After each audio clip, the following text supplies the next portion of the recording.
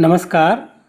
विज्ञानयात्री बारूच Samuel Bloomberg यांचे जीवनचरित्र आणि त्यांचे वैज्ञानिक योगदान या संदर्भात आपल्याशी संवाद साधण्याचा हा एक प्रयत्न आहे. अशा महत्त्वपूर्ण विषयासाठी कृपया चॅनलला सबस्क्राईब करा. आपली मते आणि सूचना कमेंट बॉक्समध्ये लिहा.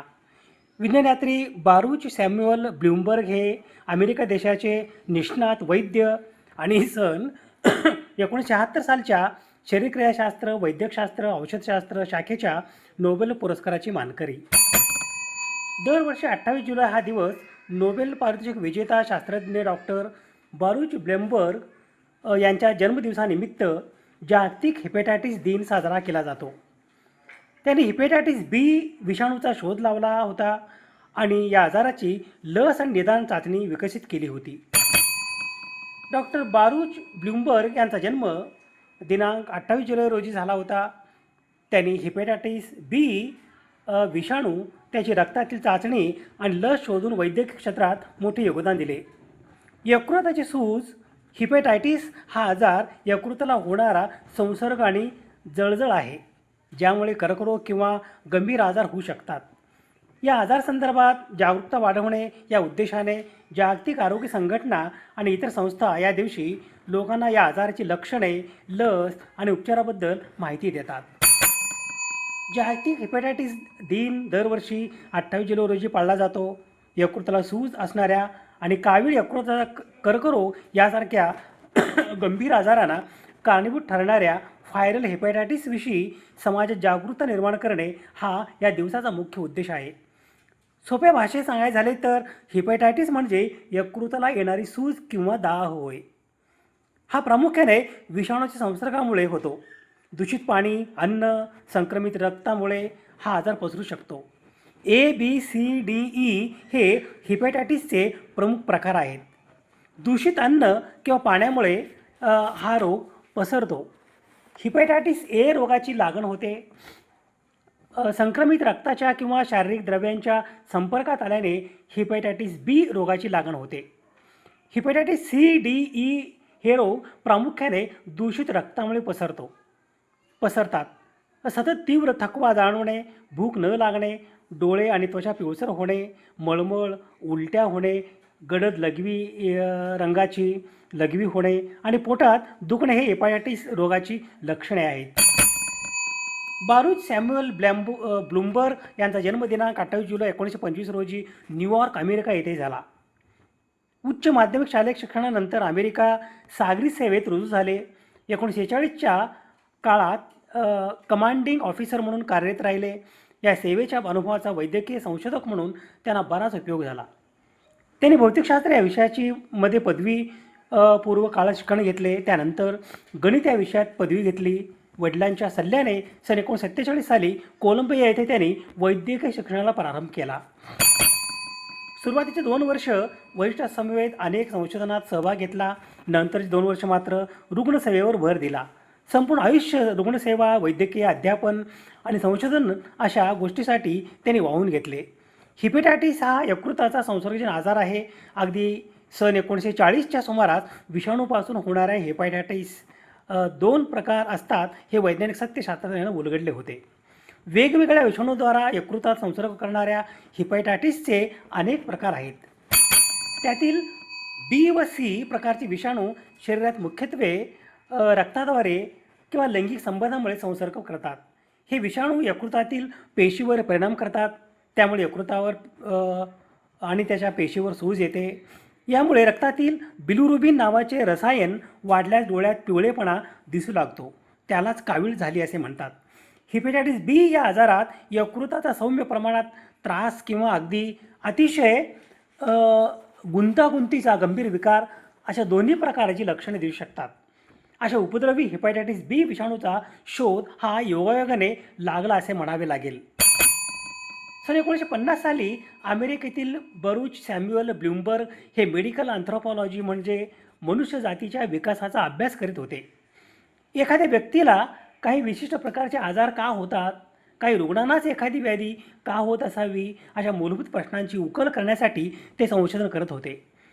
त्यासाठी वेगवेगळ्या प्रदेशात प्रसंगी अगदी जंगलात जाऊन आदिवासी लोकांच्या रक्ताचे नमुने ते गोळा करीत असत आणि त्यांच्या अनुवंशिक व आजार इत्यादी बाबीसाठी सखोल अभ्यास करीत असत.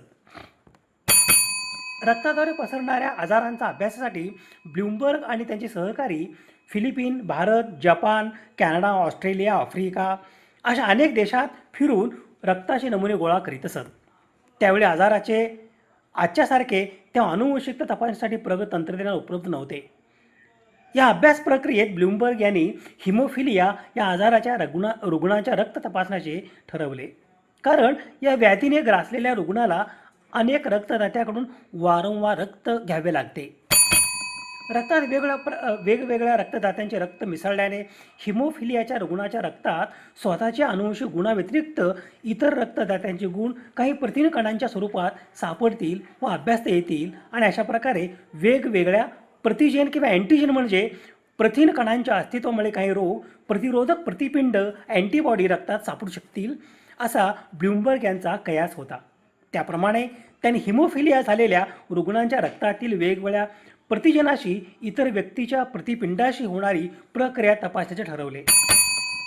प्रयोगादरम्यान अमेरिकेतील एका हिमोफिलिया रुग्णाच्या रक्तातील प्रतिपिंडाचे नमुने तपासताना एका ऑस्ट्रेलियन आदिवासीच्या प्रतिजनाबरोबर झालेल्या अनोखी प्रक्रिया आढळून आली. त्या प्रतिजनाला त्यांनी ऑस्ट्रेलियन अँटीजेन असे नाव दिले.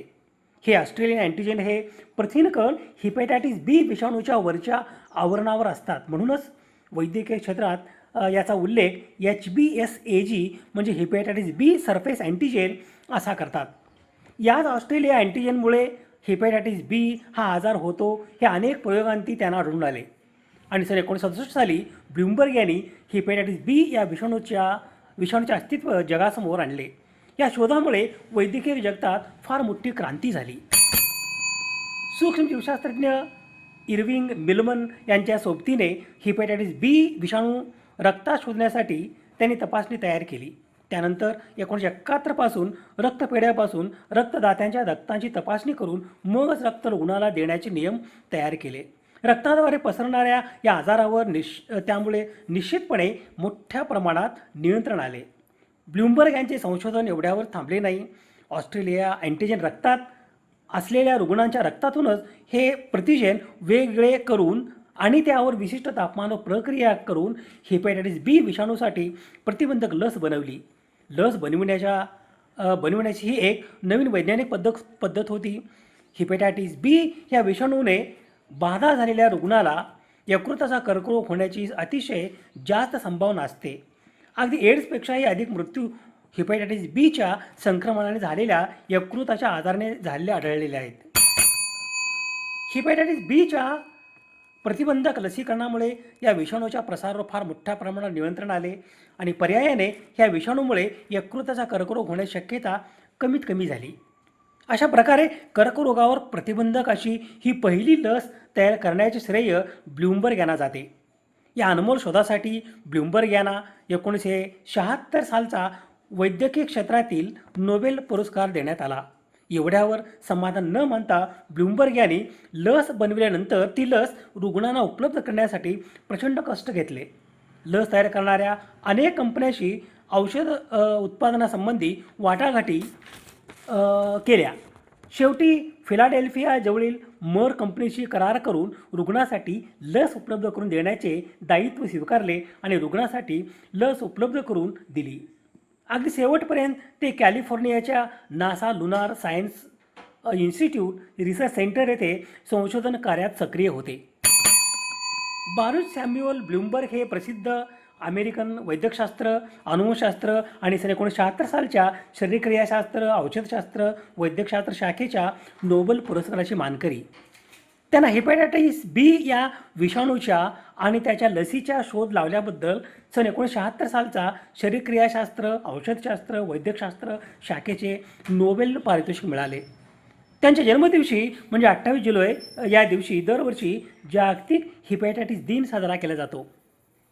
त्यांनी ऑस्ट्रेलियन आदिवासींच्या रक्ताच्या नमुन्यांचा अभ्यास करून सन 1963 ऑस्ट्रेलियन अँटीजेन हिपॅटायटिस बी सरफेस अँटीजेन शोधून काढले.